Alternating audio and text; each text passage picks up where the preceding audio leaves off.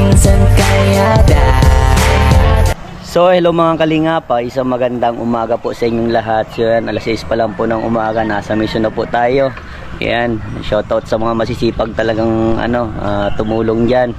So ngayon mga kalingap, nandito tayo kay Nanay Maribeth para iabot po ang pinapabot ni Ma'am CNC South Dakota, USA. Nagpabot po siya ng bali 4,000 para po dito kay Nanay Maribeth na siya po ay may sakit na Parkinson disease. 3,000 po para sa gamot at yung 1,000 para sa mga bilihin po nila dito sa sa kanilang bahay. So ayan, kung bago pa lang po kayo sa aking YouTube channel, ako po si Vincent Calyada. Paki-like and share po nitong video ito para mapalawak pa po natin ang pagtulong po sa mga taong nangangailangan. At huwag niyo pong kalimutan na pindutin po ang notification bell para lagi po yung updated po sa aking mga bagong upload. So tara mga kalingap at punta na po natin siya. So dati po putik ito. Ayan, simentado na. Ayos. Nakakatuwa. Dito si nanay. Ayun, sipag ni nanay. Nay! Hello po, good morning. Sipag Grabe, ang ganda na. Simentado na, nay. Baka sunod yan, tiles neto. Ano ba? O sige po, dyan kay nanay niya po. Walang upuan dito. Sipag ni nanay Wala na pong gamot. Wala akong gamot. Parehas na pala. Parehas na kami. Parehas na kay Lola. Napapaupo muna pa. Good morning po. Good morning, Vincent. Grabe. Nanginginig ka na naman ulit. Ano po?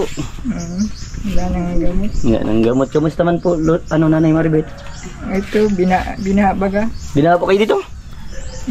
Grabe. Nagkano kalalim dito po? Konti lang naman doon nagpasok sa likod namin at ganyangan ba gayon. Di ba nga yung likod ko nadaganan ng saging. Nagiba po yung likod nyo. Nagbagsak na at yung mga kahoy nun dupok na nadaganan pa. Opo. Ay di nagiba, wala nang makakadaan na magnanakaw. Wala nang makakadaan po. Makikita na. Pwede ng daanan. Pwede ng daanan. Grabe man talaga po ng bagyo. Ayan na po. Ang dingding ko, wala na. Santulak na lang yan. Ayan po yung panyo, dingding. Sasak na talaga na Naku. Wala na nga. Wala na mapaayos. Mananakaw ko na dyan Kasi nga mapapasok na ako dyan.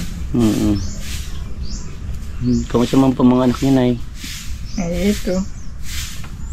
Wala nang paramdam. Wala na po yung paramdam mga anak niya? Wala na, sini naman nagtatrabaho, di rin naman makatulong. Bakit po? Puro lang sa pagkain lang din niya sa trabaho ang nababayad ang Yung sinasahod po niya? Kasi mababa man ang sahod, wala, nagkukumute siya. Yung motor niya hindi ko alam kung nasaan, sira daw. Yun lang, mahirap. Kaya wala din, kahit 1 kilong bigas, di rin makabili. Siya po, wala. Yun nakakalungkot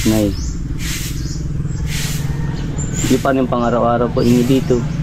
Kasi ikaw man po, di ka po makapagtrabaho dahil sa sakit mo. Nagawa ko nga nangihingi na lang din ako. Nangihingi ka po? Kanino ka po nangihingi? Sa mga kapatid ko. Minsan nagkakapal na ng mukha ko sa ibang tao. Nangihingi ka po sa ibang tao? Mayroon po kasi talaga pag may sakit Wala naman ibang aasahan kundi ako. Parang labas ko, breadwinner pa din ako. Tiyaga lang sa munang buhay. Habang may buhay baga nanay, may pag-asa. Yan ang pinaka-the-best. Kahit grabe nga nararamdaman ko, dinadaldala ko na lang.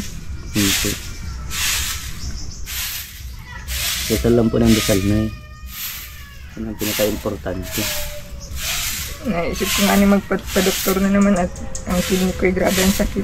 Ayo, manas ka na naman yan Hindi pa yan, nagupa na nga at nag-inom ako ng mga niyadyad na luya at luyang dilaw. Naging sakit ang kidney mo. Baka na-overdose ka nanay sa sa gamot. Yan po yan, yung mahirap po kasi.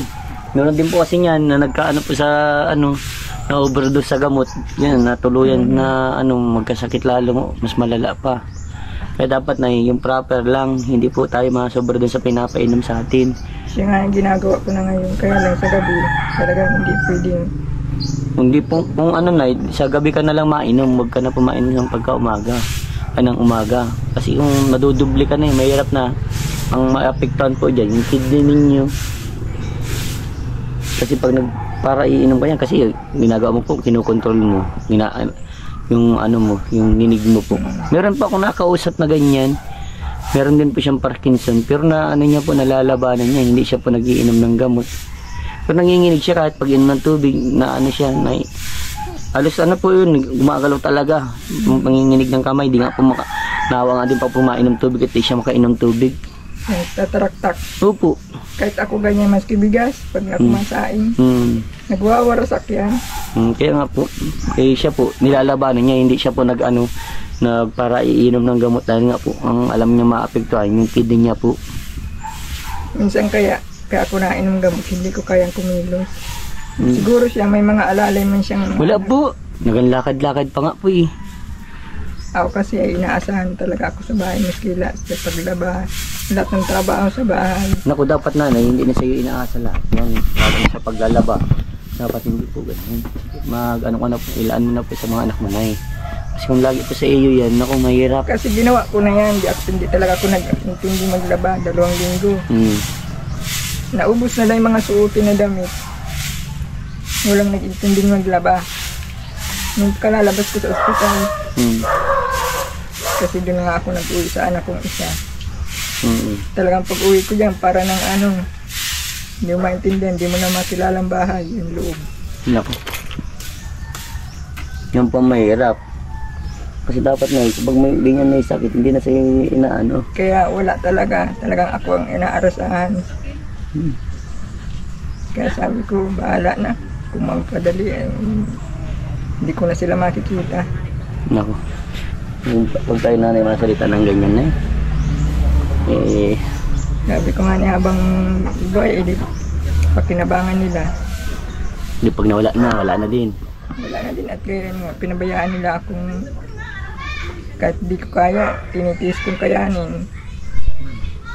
Dapat maintindihan ng anak mo nanay. Sabi mo nanay yung mga anak mo na dapat sila na mag-asikaso kasi mahirap na. Tapos kinanay ko nga napapastigil sa mga yun, mga lampas tayo nga sinasalita.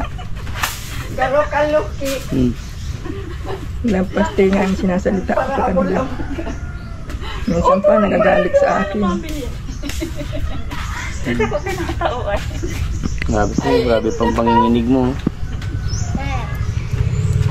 Dapat minsan hindi ko yung kayang kontrolin. Opo. Kinakahawak yung nanginginig lahat yan. Lalabas na pati na mga ugat mo na eh. Gawain ng katapanigas. Kaya pag naninigas po nalalabas ang ugat. Tapos nagpayat pa ako. Nagpayat ka po. Para inom ka nanay ng tubig lang. Anong klase mo? Hindi ka po pa pinainom ng tubig po. Hindi man ang inom ko ng tubig. Minsan pa nga, puro herbal. Yun ang the best. Makakaya mo din yan na. Pansit-pansitan dito sa paligid namin. Para sa anata po yun sa UTI. UTI saka sa uric. Kasi grabe din ang uric ko ay. Grabe din pang uric mo. Ano ka nang babawasin nanay kain. Maliliit na isda sa uric yan eh. May mga isda kasing mataas ang uric. Pusit, malakas ang uric. Hindi ko naman alam kung anong pagkain ang bawal. Yan po yung mga dilis po, bawal yan sa iyo. Sa dilis talaga hindi ako nakain at nararamdaman ko yun sa tuhod ko. Yan po yun. Nasakit ang tuhod ko. Tapos, ewan ko ang galunggong, siya din natap ang galunggong. Hinutong ka pa?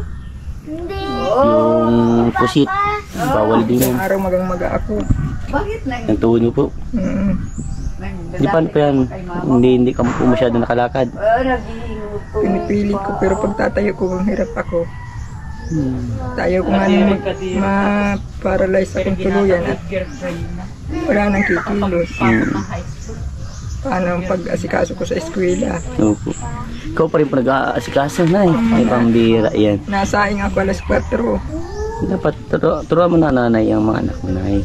Kasi pag hindi mo, hindi ko maturuan at sa akin pa nagagalit.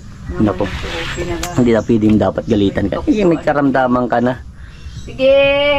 Yung paano kung maglala yan ay, yung hindi ka na talaga makagalaw. Oh. Di pa, parehas na kayong ano niyan, wala na. Kumbaga, wala na mangyayari niyan. Kasi kung ganyan, hindi ka maasikaso. Ganito na ako. Galit pa kayo sa akin, buti nga nit nakakagaya ako ng pagkain ninyo. Pero ganda sana yan. Palagi na lang, kala mo na lang ay mga kakainin ako pag ako nagsalita. Masabi ng ingay-ingay ko daw. Opo.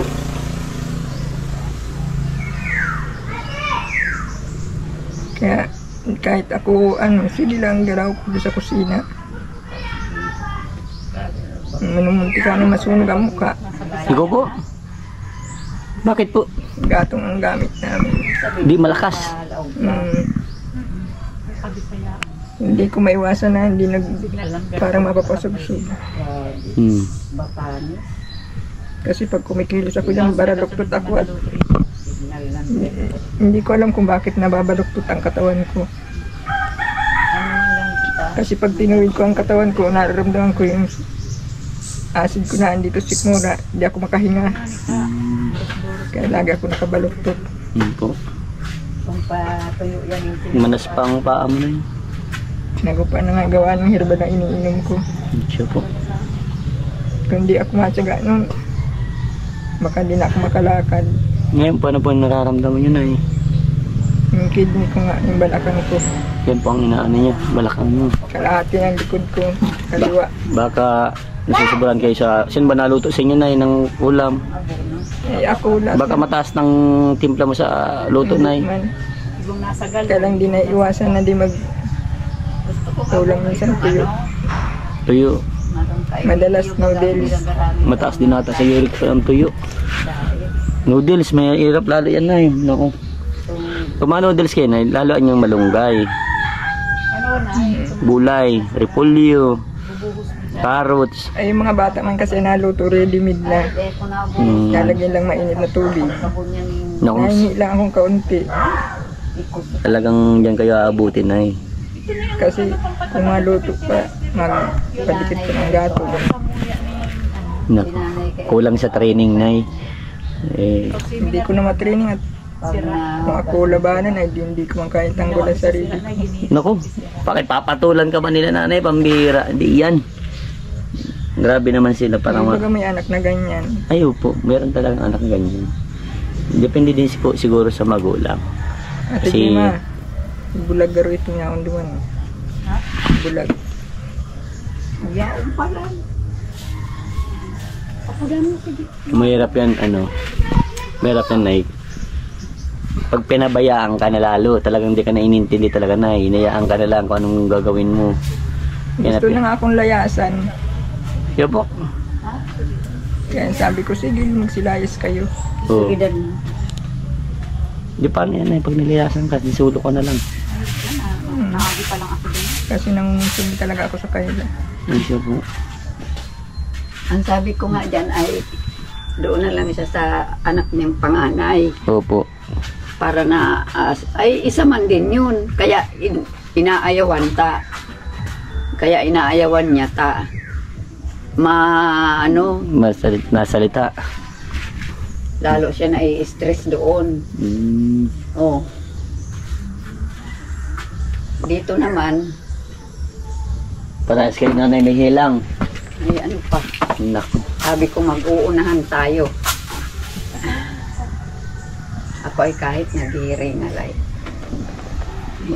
Dinadaan ko na lang sa trabaho ko kung anong trabaho ko dyan. Grabe, parehas kayo pala ni nanay-nay. Sabi ko, yung sakit ito, hindi ito hadlang para ako ay magkilos. Mapilit ako magkilos. Hanggat kapayanin ko. Yes. Habang may buhay, may pag-asa. Pag di na makaya, aywan ko lang, maidos na ako. Maidos. Ang bira, Lola, maidos. Alam mo, Kung marunong ang mga anak nito, Opo. na inaalagaan ito, Opo. may chances pa sana yung gumaling. Opo. Ay ngayon, parang Napabayaan po. naglalala na kasi pinababayaan. Naku. Ay sabi ko nga, sayang, kung ako ay malakas pa, nawala din akong sakit, Opo. tsatsagaan ko ito. Eh, may sakit din, may helang. Ano, Ay, Nay? hindi ko na halos kaya, sarili ko nga. Hindi ko na makayang alagaan minsan. Opo. Oh. Minsan pag kinakaya ko yan pag para maramasahihin kung anong gusto niyang pisliin sa kanya, yan pisli ko yan. Sabi ko, paano na kung mawala na ako, Nako. ang mga anak mo ay pabaya. Oh, paano ka na? Grabe. Oh.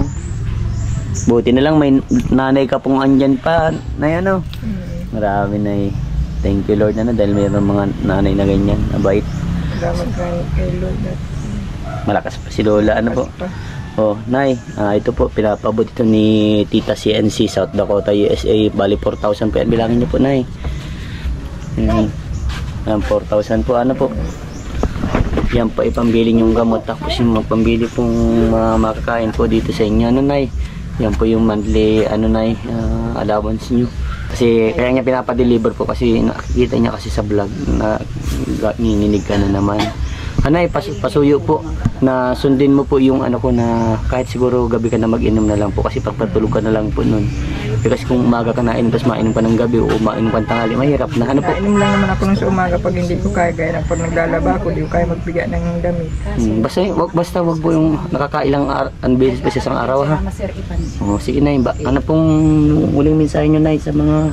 Una po sa lahat ay kumusta po si Ma'am CNC. Kasi binagyo dito sa amin, nauna sa kanilang binagyo. Nasa ibang bansa po siya. Tayo pang nauna. Tayo baga nauna. Oo, nasa USA po siya. Ito po kami dito, binaha. At ang bahay ko ay nagiba ng konti. Pero okay pa naman po kami. Salamat po dito sa monthly allowance ko. Sana po ay patuloy kami i-guide ni Lord. Maraming salamat po, Ma'am CNC. Oh, sige, Nay. Pagkagaling lang kaya, Nay. Ano po. God bless po. Bye-bye po, Nay. Bye-bye po, Ma'am CNC.